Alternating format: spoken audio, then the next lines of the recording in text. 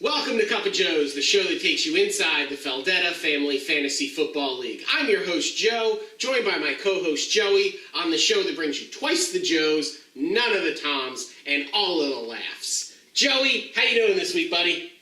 I'm doing pretty good. And, I have to hand it to Between Two Toms. Not only did they have excellent hobo choices for, hobos, but they also had an amazing way to make you fall asleep. I had the entire jar of melatonin last night. I could not fall asleep. Put on Between Two Toms. Heard it here, folks. Folks, you've heard it here first. Between Two Toms, better than melatonin. Well, let's get into this week's action. What do you say? Sure. Well, this might be the upset of the year, as defending league champion Luck Beat Brady tonight lost to Finkel is Einhorn 76-88. Not only did Nick manage to beat Hannah this week, but he did so by playing two players who were on bye and having one of his wide receivers getting him 0 points. Joey, what do you think? Oh, he's calling. Who do you think he's calling? Yes, hello? No, I need to talk to the Pope right now. Who's talking? No, right now! Right now. Okay, good. Hello, Mr. Pope.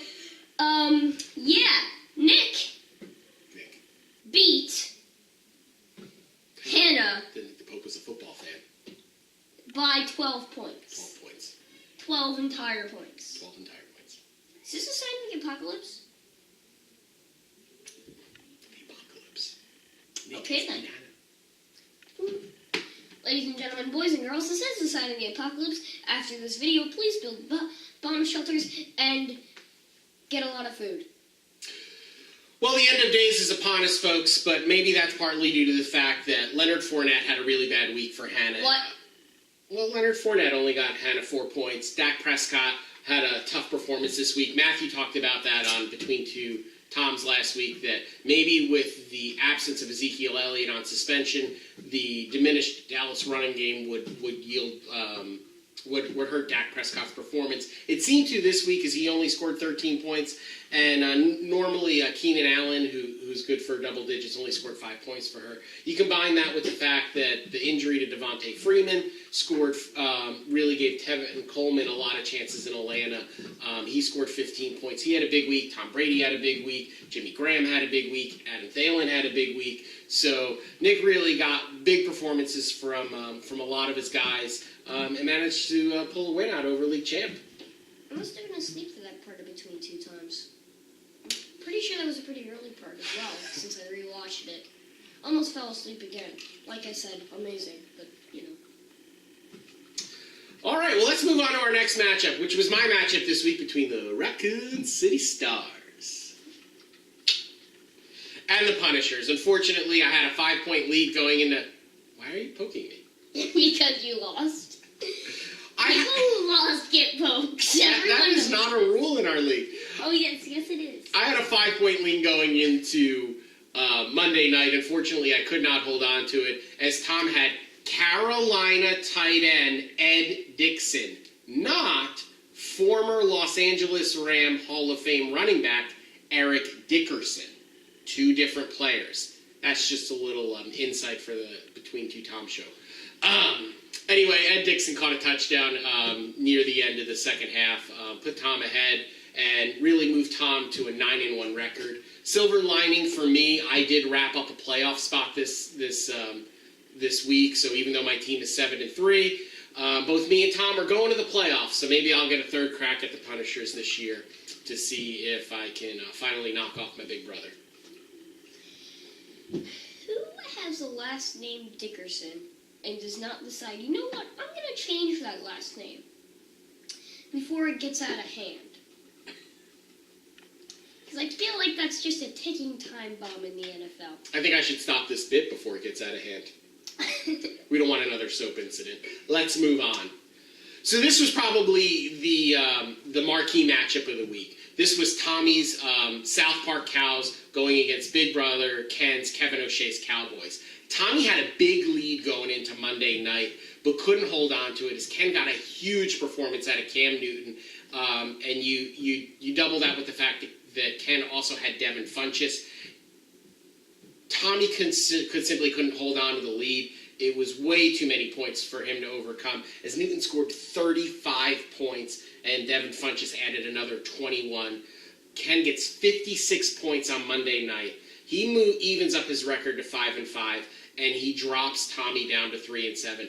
This is like a heartbreaking loss for Tommy because if he had won this game, he would have been tied for that final playoff spot and really in the thick of things. And now with 3 weeks left, he's 2 games out of that final playoff spot. For Ken, though, this sets the whole season up in front of him. He's 5-5. He's only 1 game out of first place in his division. He still has a game against Katie. He still has a game against Matthew. And he's got a points lead over both of them. So really, the whole season is really in front of Ken, who had to play this week without Mike Evans, the wide receiver for Tampa Bay, who was suspended. So Ken scores 118 points. Cam Newton reverts back to his MVP form of a couple years ago, and he's getting his #1 draft pick, Mike Evans, back into his lineup next week. I think things are looking up for the Kevin O'Shea Cowboys.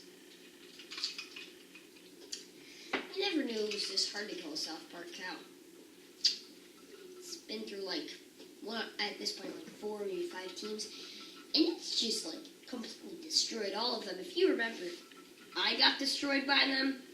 I remember. And Matthew got destroyed by them and a few others. And we all went footage to show for it. And it wasn't pretty. Well, this is the second week in a row that the South Park Cows have lost. Normally when Tommy loses, he changes his team's name.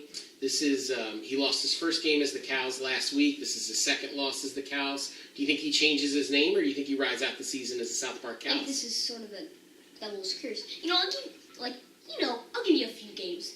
But there's a price to pay. After this season, you'll never win a game again. Wah ha ha ha ha ha ha. The stakes are so high. You expected me to say you'll die or something, but no, you're gonna lose in fantasy football.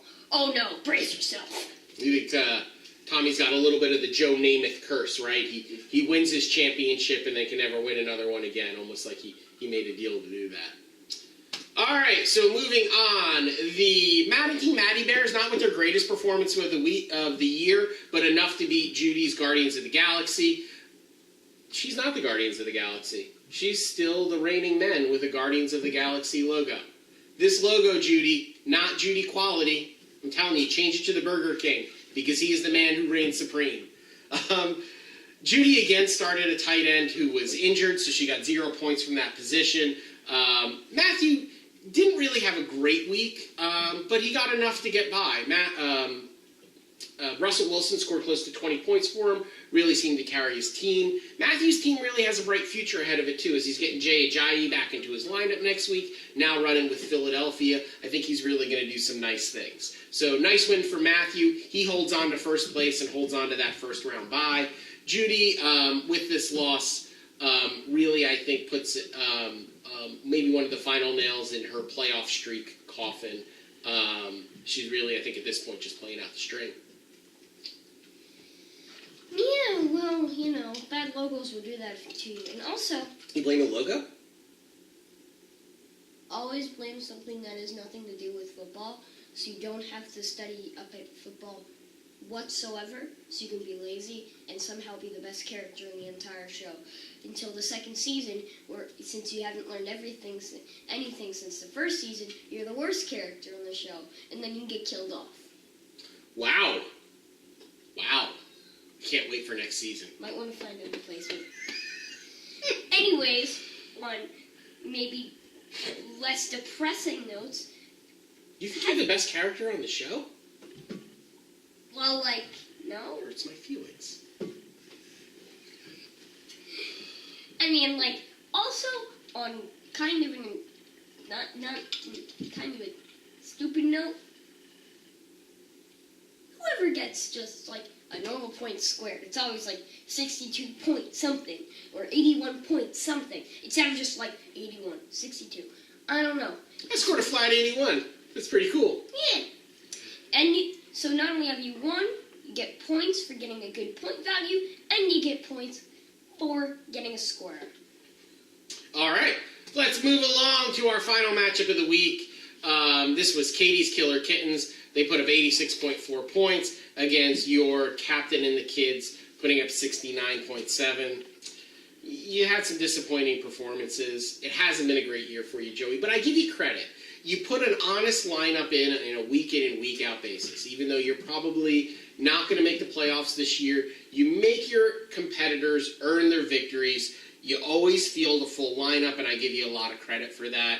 It just seems like your strategy this year of pairing Matt Ryan with Julio Jones didn't just quite work out the way that you had planned it to. Tough loss. How do you feel about losing to Mom this week? Disappointing. Yeah, because you lost. It's disappointing. It's not disappointing. I get the best prize. Better than that shiny trophy that Hannah still has. Behold, the new, all-improved loser cookie. She made you loser cookies? That's awesome. Better than a trophy. Are those snickerdoodles? They look delicious. I am good.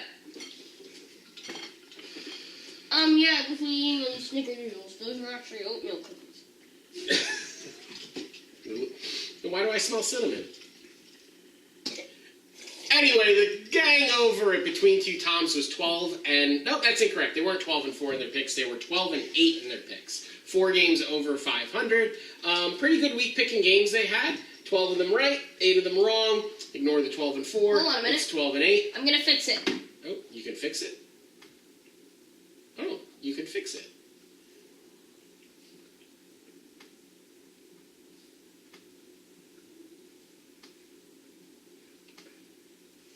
Oh, and a smiley face. Nice work. So yeah, they were 12 and 8. Really, Tom winning that game on Monday night flipped their record around from 8 and 12 to 12 and 8. 4 games over 500. Good job picking games last week, guys. As we move on to take a look at our standings, in first place in the West, or what we like to call the Division of Champions, plus Nick, we have Tom in first place at 9 and 1. We have the Raccoon City Stars in second place at 7 and 3. I'm sorry, I said that wrong. The Raccoon City Stars at 7 and 3. Hannah's Luck Be to Brady tonight at 6 and 4 in third place, and then Tommy and Nick round out the bottom of the division. That's incorrect. Katie is not in first place. We got a lot of mistakes this week. Even though Katie and Matt both have the same record at 6 and 4, Matthew has a points lead on Katie, so he has the number 1 overall spot and a first round bye. Katie's in second place at 6 and 4. She does because she has that point difference. Ken is in third place at 5 and 5. He's only 1 game behind Katie and Maddie, but he still has a game left against each one of those, and he has a points lead on both of them. So Ken really does have the ability to control his own destiny if he's able to win out. Judy's reigning men in fourth place, and the Captain of the Kids enjoying some delicious cookies down there in the cellar.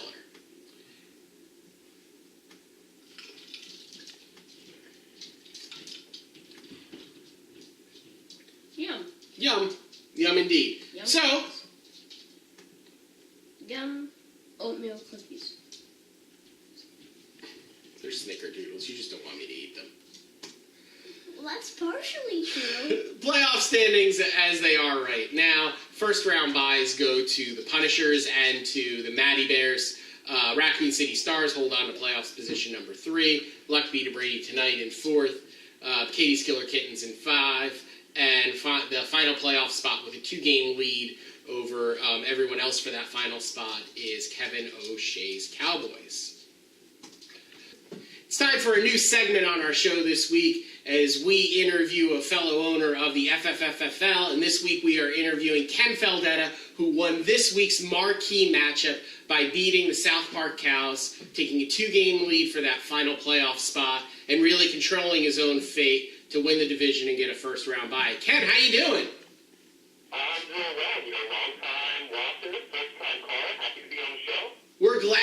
have you, Ken. I know that you've taken a couple shots this year, both by me and Joey, and last week on Between Two Toms. How you holding up after the abuse?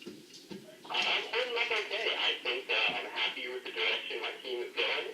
I lost the first 3 games, but I think I bounced back with winning 5 of my last 7.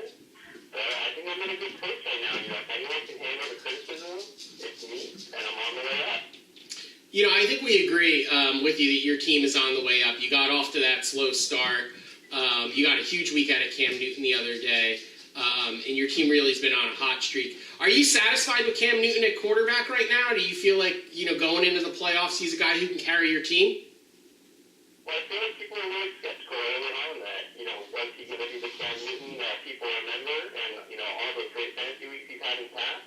Or, what's he going to be kind of down? He's going to be like that howdy Cam Newton that doesn't really score many points. But I really think that he's going to have a great year. He's got some good matchups coming up, so I'm confident with him as my quarterback. I'm happy with the trade I made. And so you do control your own fate going forward. You do have a game against Katie. You got a game against Matthew. You're only a game behind.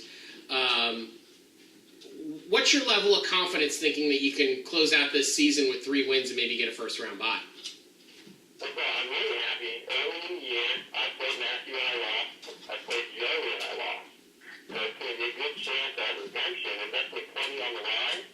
So I think looking at my matchup, we're going to have a good opportunity. I think I'm heating up at the right time.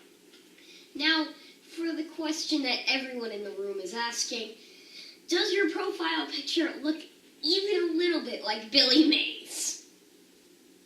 Listen, all I'm going to say is I want you to find a VCR and put in the VHS, The Little Giant. It's Dan Aykroyd and Bill O'Neill. I'm sorry, it's Rick Moranis, not Dan Aykroyd, but that's okay. On a more serious note, what did you think of Between Two Toms? Was it better than this show? Please note that your opinion will split you forever between your us and them. So, no pressure. Well, I have to say I enjoyed both shows. I think the round table format was a nice touch.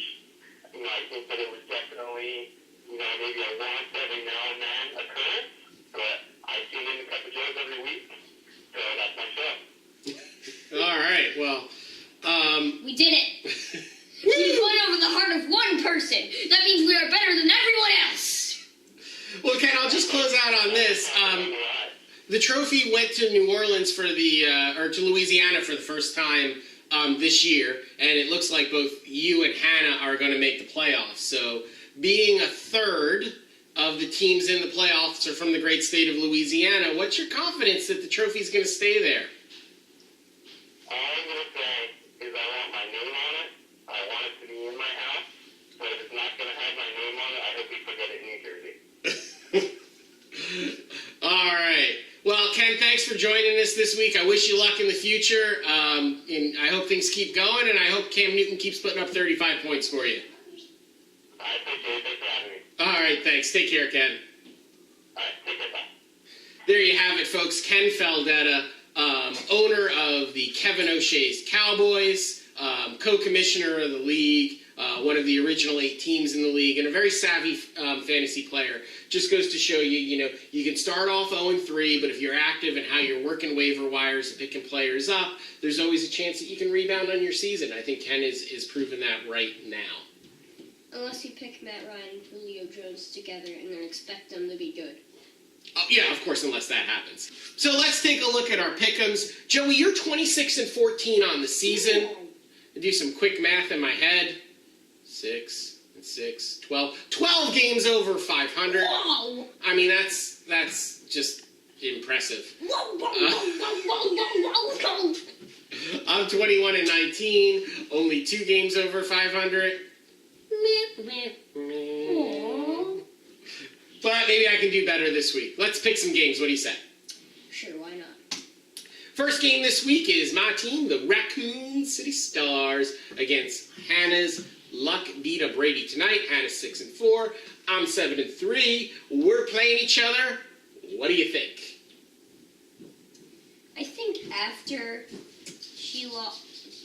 Hannah lost to Nick, I think they devalued her team quite a bit. So, no offense to Nick. He's a good team, even if he doesn't set his lineup because he's in Alaska. It's just the Raccoon City Stars are here right now, and they're on an ammo high and ready to shoot some Luck Be to Birdie Tonight zombies.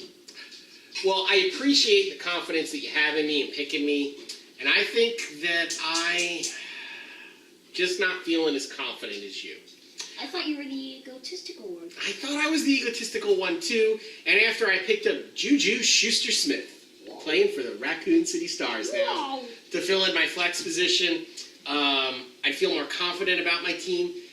Alfred Morris ran the ball okay for Dallas last week. He had about 11 carries. He had 53 yards. He averaged 5 yards a carry. But the Dallas offense just doesn't look the way that it did. They're playing a big game against Philadelphia. I'm just not confident in that Dallas running game. And, as long as Hannah has Le'Veon Bell and Leonard Fournette, it's hard for me to pick against her. So I'm going against myself this week, and I'm going to pick Hannah to win. Wait, so you don't think that Dallas is going to pull off a win, right? No, I think Philadelphia is going to beat Dallas, but I also... Buddy, you're officially a Giants optimist. A very hard thing to be this year. So next we have the Punishers going against Katie's Killer Kittens. The Punishers at 9-1, Katie's Killer Kittens at 6-4. I'm going to take the Kittens this week because the Kittens are playing my beloved New York Giants, and my beloved New York Giants made the San Francisco 49ers look like the San Francisco 49ers of the 80s as a quarterback who I've never heard of threw all over that secondary. I can only imagine what the likes of Alex Smith and Kareem Hunt are going to do to this Giants defense. I think Tom has a great team. He's 9-1. Jared Goff has played great for him, but this is really less of a pick against Tom, more of a pick against the Giants. So I'm taking Katie to win. What do you think? Congratulations, you're now not a Giants optimist. That quick? Who are you taking? You know what? I'm gonna take Katie's Killer Kittens, and yeah, because I like her profile picture. Hey, I'm only doing it because she's in the room. If Kate beats Tom this week, what kind of cookies do you think she'll make them? Maybe she'll make them. Maybe what she'll do is she'll make half a cookie, then she'll put food coloring inside that cookie, shaped like a skull, and then she'll make another cookie and mush them together.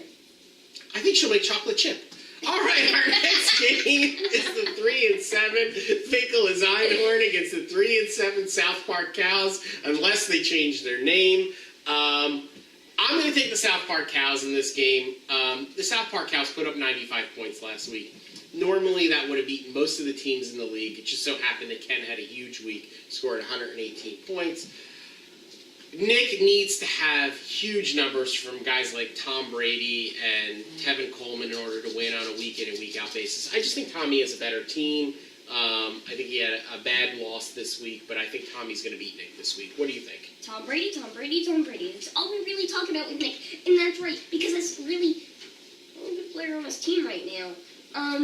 South Park Cows, while they are down and possibly out, I think they will be able to beat the ballerinas that look like Wolverine. It's Jim Carrey from Ace Ventura: Pet Detective. Let's not make another Billy Mays joke. Speaking of Billy Mays jokes, we have the 5-5 Kevin O'Shea Cowboys against the 6-4 Matty Bears. This is a game that can give Ken a piece of first place. And if the Punishers beat Katie, it would actually give Ken possession of first place if he manages to win this game. It's a tough one for me to pick. I really like both of these teams a lot. It's hard for me to pick against Ken after he just scored 120 points. If Cam Newton keeps playing like that, he's going to be a tough team to beat. Plus, he's getting Mike Evans back. It's kind of a coin flip for me this week, but I think I'm taking Kevin O'Shea's Cowboys. Because I also appreciate the fact that Ken came on the show this week. 2016 was not a good year for fantasy football, Ken. He had his fiancée, now wife, win the Super Bowl, which is great. Except when your fiancée/wife rubs it in your face. And no, I like Hannah. She's a very nice person. She is. She is the person Dynamite gal. who's going to show you, hey, I won a trophy. And there's nothing wrong with that. I guess they can get a little irritating. And you know what? He's coming back with vengeance. He has an entire season in front of him. And he is ready to win the playoffs. He is ready to beat Tom. And he is ready to keep that trophy in Louisiana so we can't see it for much longer. Taking Ken? I'm going to take Ken. All right. So this is a matchup of Judy's reigning men against the captain and the kids. 3-7 against 2-8. And Joey, I'm picking you this week. Because you start a lineup every week. And you have Matt Ryan. You have Julio Jones. They haven't worked out for you thus far. But I thought last week Atlanta played a lot better. And I think if Atlanta's going to start to play like Atlanta played last year, you have enough firepower to beat Judy this week. I'm picking you guys to win. What do you think? You picking yourself? This is a hard one. You know, the real decider here, as it always comes down to, is not statistics, because, let's face it, this face doesn't know anything about statistics, but logos. And while my logo looks like it needs a good erasing job from PowerPoint, so does hers, and it doesn't match up with your name. So I'm going to pick me this week, which will probably backfire very bad, but it's worth a shot. All right. So now for our another new segment. Last week, the Between Two Toms crew brought you the not Judy quality moments of the week. But on this show, we like to look at the positives, and we are going to give out each week the Judy Quality Performance Award of the week. And this week's Judy Quality Performance Award goes to none other than the Kevin O'Shea Cowboys and owner Ken Feldetta. Riding Cam Newton, he put up 118 points this week, really turning his entire season around. 2-game lead for a playoff spot. He's got his destiny in his hands when it comes to winning the division and getting a first-round bye. With his win this week, Ken kind of put everything in front of him, and he won not by beating a team who didn't set a lineup, but by beating a team that scored 95 points. He earned every bit of that victory this week, and for that, we give Ken Feldetta and the Kevin O'Shea Cowboys, you guys are Judy quality. Did he actually ride Cam Newton? No, that would be offensive. Yeah, maybe not as offensive as that comment he made. Maybe not. Well, that's all the time we have for this week, folks. For Joey, I'm Joe, reminding you, Han shot first. Goodbye, everybody. And game over.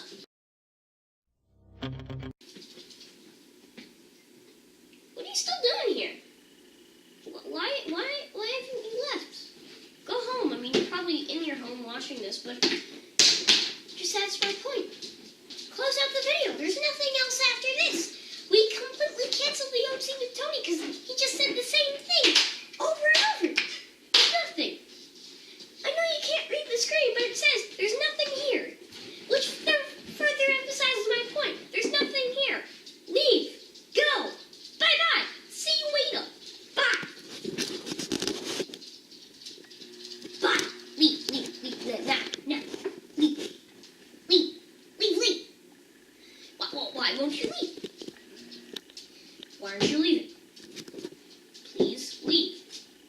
If you want to watch me clean up, then you can happily watch me clean up. But I recommend you leave.